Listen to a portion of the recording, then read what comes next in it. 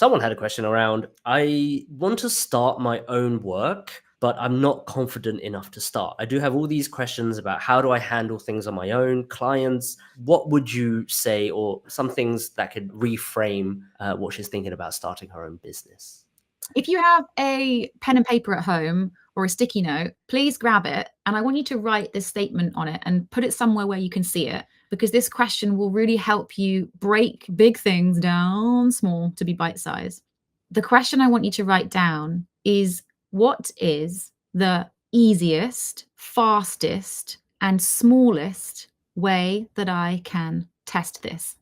And this can apply to literally any problem. Instead of building a whole software, we're going to look at all the assumptions behind this, and we're going to stack rank them in order of how risky they are. Imagine a load of Jenga blocks, you know, the game Jenga, where you put stack blocks on top of each other. And you can say, well, what is the riskiest one? The one that if I pull out, the whole tower topples over. When it comes to building businesses and offering value to humans, often the assumption that we make is, because I want it, others want it. So one of the common risky assumptions that you need to identify and validate is, do enough people think that this is a problem worth paying to go away? You might find a way to test, what's the quickest way that I can test that other people actually want to pay for this problem to go away? Because if I do all this other work and actually that assumption hasn't been validated, all that other work is a waste of time.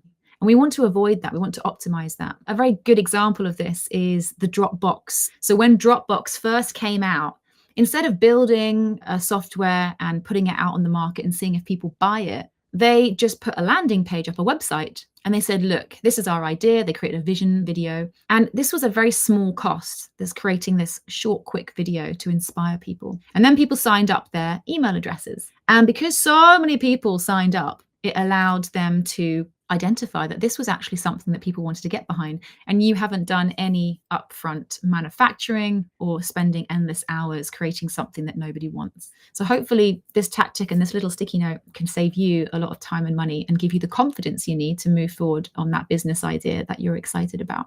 I have that sticky note. So I've also written it down because we definitely need these healthy reminders. That's a really good way to sort of frame, especially when starting a business seems like it's such a big thing, so many unanswered questions. I've had the same. I've wanted to start a business for so long and I just didn't because of that framing of like, you know, I need to incorporate my company. I need to figure out taxes, but you don't need any of that.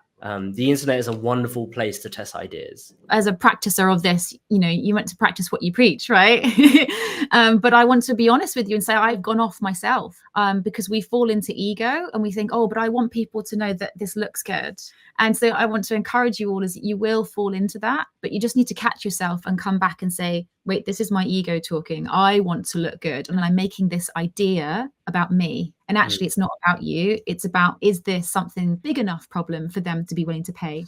Absolutely. And if this person really wanted more knowledge on like, oh, well, how do I sell? What is an offer? How do I provide value? I would suggest the book $100 Million Offers by Alex Hormosley. It has free courses and there's so much value in it because the thing that Alex Hormosley does really well is he uses the concepts from each of his books and applies it on the actual book itself. So this book talks about how do you create an offer so good that people feel stupid saying no. That means this book, not only is it a breakdown, but it has courses, downloadables, and exercises you can go through it yourself. And it won't really cost you anything apart from $1. So I would recommend checking out that book if you're really interested in creating an offer, brainstorming what could be done, and then finding that easiest, fastest, smallest way to test something. I have another question for you, Kate. How do you incorporate AI into your design career?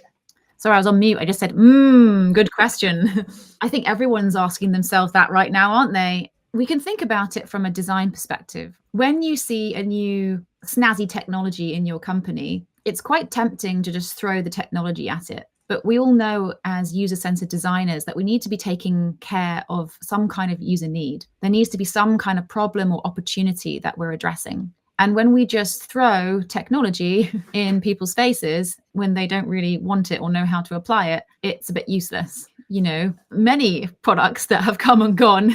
So AI can be the same. We can throw AI at something and actually it just doesn't resonate. So I would replace the word AI with the word super smart processing brain.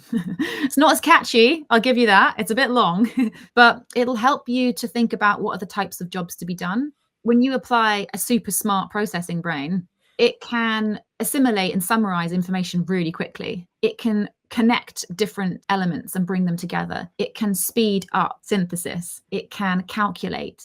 It's not so good if you want it to do something that hasn't been done before, because it's all based on past learning models. So if you want to do something pretty future facing, then you're going to need to think about how you apply this very smart processing brain. So in my life as a design manager, if there are opportunities where I need to summarize something or I need to critique my thinking in a very methodical way, I'll often ask ChatGPT and say, hey, how could I say this in a more diplomatic way?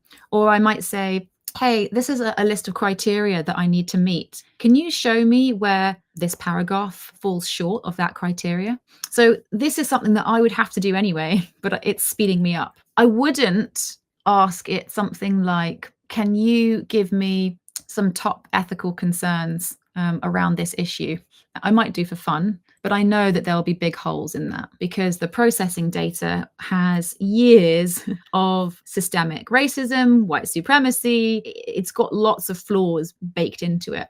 So I might do that, but I'll be more critical with the way I'm using that information that I get back. I think that makes a lot of sense. I've heard about or even spoke to designers who've put ChatGPT in their CVs. Like, should we be doing that? And want to listen to the full conversation? Click the video on screen now. Subscribe to the channel if you want to join us live. Oh, wait.